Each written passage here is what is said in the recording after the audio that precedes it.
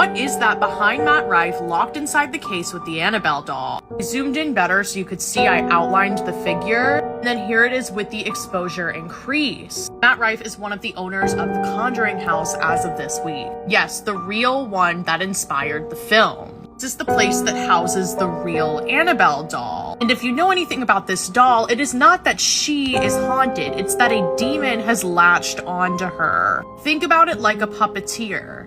Annabelle is just the puppet. A lot of people are looking at this photo that he posted on Instagram and thinking that we caught a glimpse at the demon itself. I will say, the more that I look at this photo, the more I analyze it, the more you can see that there's a neck, there's a head, and there's a body, which you would think like, oh, that's a figure, right? But what is standing right in front of it? A neck, a head, and a body. You can see that the jaw on it, or the cheekbone, like this area, is also very like chiseled, similar to Matt Rife. Like, it seems to have the same profile. So while I think it's fun to think that that is like creepy eyes, I think it's just like slits in the wood perhaps, or maybe just like lighting from the camera, and that's actually just Matt's silhouette. Like, the way the light is capturing it, it's like Matt is standing like this.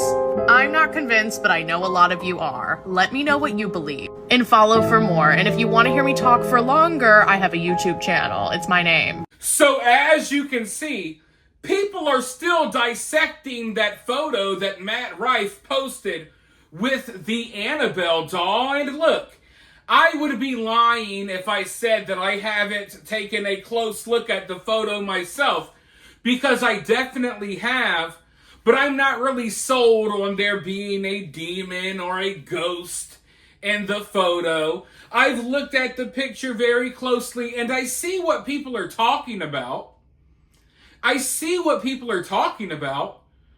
But personally, I think it's just Matt's reflection.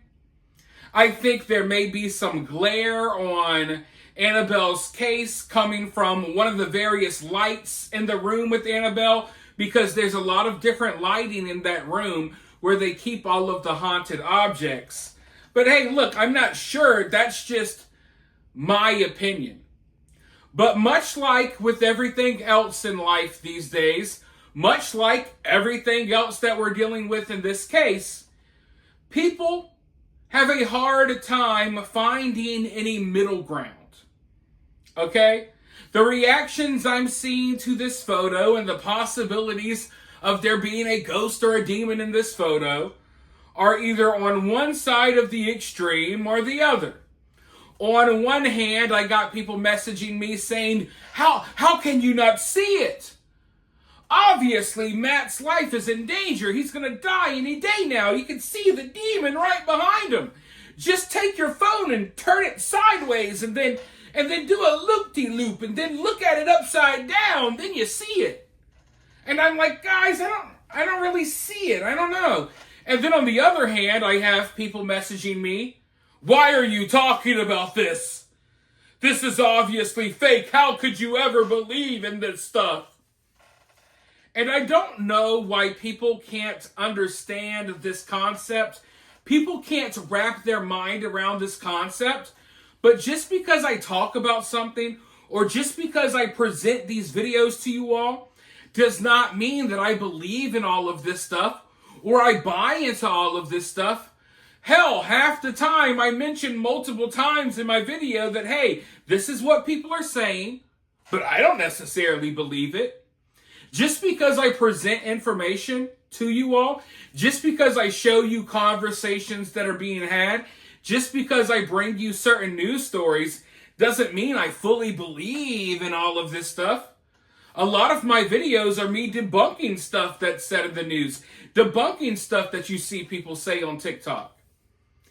And I think that people often assume that, oh, you're into the paranormal, right? People automatically assume that just because you're into the paranormal, that you believe every stupid paranormal video on YouTube, or you believe all of the stupid paranormal videos on TikTok and these other platforms, and that's not the case for me. I'm into the paranormal. I believe that there's a possibility that, that there's ghosts and hauntings and possessions. I believe that stuff is possible. I believe in aliens. I believe in a lot of the paranormal, supernatural type stuff, but it doesn't mean I buy into just everything that we see online. So, regardless of how I feel about it or how you feel about it, these are the conversations being had. People are doing live streams for hours breaking down this one photo. And I just want to hear from you all. Do you all see it?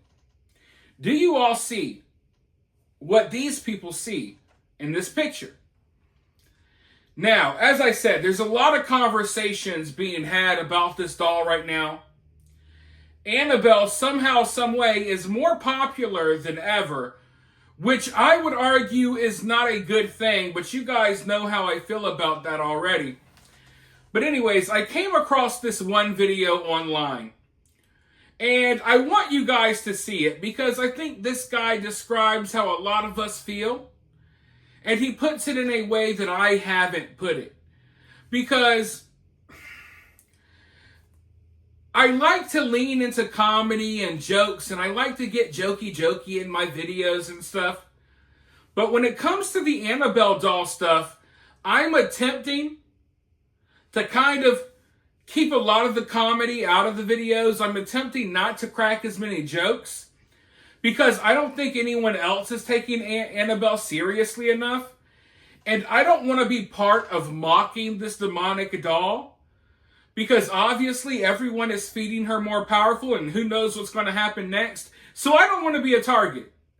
Now, obviously, I'm halfway joking there, but in all seriousness, I want you guys to watch this clip. There's definitely a comedic tone to it, but what he says in this clip makes a lot of sense.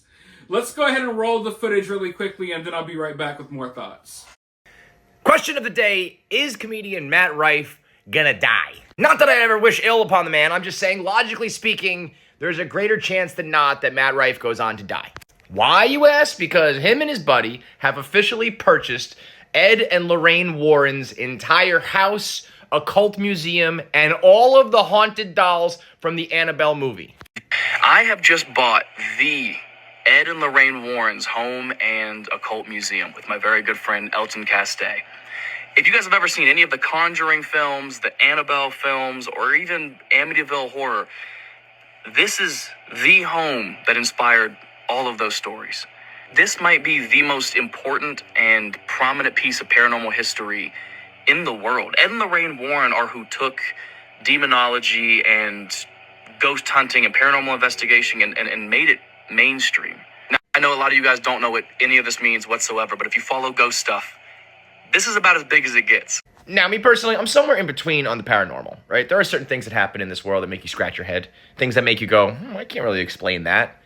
Things that could possibly be explained by the existence of ghosts or spirits or some other world or dimension. But then on the other hand, you know, if you have a brain and you're thinking it's like 99.900% chance that none of this is real and these are just regular dolls and these are just crazy people and none of this is actually anything paranormal. But all that being said, if I'm Matt Rife, I'm not rocking the boat. I'm not poking the bear. Matt Rife is on what we like to call a hot streak, okay? After wilding out and years of doing stand-up, he is completely blown up. He's selling out arenas. I'm sure he's doing TV and movies, making money hand over fist. Like, now's not the time to go fucking around with the Annabelle dolls. Now's not the time to become the official owner of all things conjuring and occult. And again, there's like a 99% chance he's fine, that these are just dolls and he just likes scary movies and he's a collector, but what if Matt Rife ends up possessed by some demon? What if Matt Rife ends up, smashing his head against the wall like they do in horror movies, or like ripping his own flesh off or pulling his own eyeballs out? And it's like, well, you shouldn't have done that, man. You're like a, quadrillionaire who's super handsome. Women love you. Men want to be you. You got the world in the palm of your hands, and you go around fucking around with the underworld. How about you focus on the regular world where you're dominating instead of the paranormal world? I'm just looking out for you, bro. You just sold out the garden. You don't need to be messing around with Annabelle and Ed and Lorraine Warren. Because that headline would just suck, right? Just like, Matt Rife dead in a gruesome accident after fucking around with ghosts. Nobody wants to be that guy. Except, Matt Rife probably does want to be that guy. He makes a very valid point there. Matt Rife is on a winning streak. He's doing great in life. He's at the top of the world right now. Why do anything at all that could risk it? Why go tamper around with the underworld, the spirit world, the demon world, whatever people want to call it? Why, when you're at the height of your career, would you want to dabble in any of this stuff?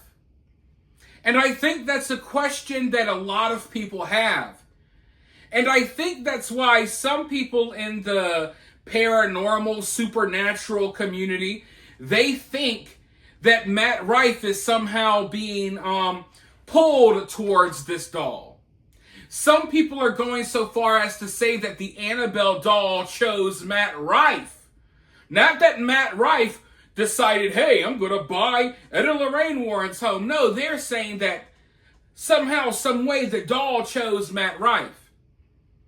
And that some of these dark forces got a hold of Matt Rife as he was doing these little YouTube videos, laughing and giggling and pretending to be scared at these haunted houses with his friends. Some people believe that while he was making those kind of videos, that maybe some dark forces got a hold of him.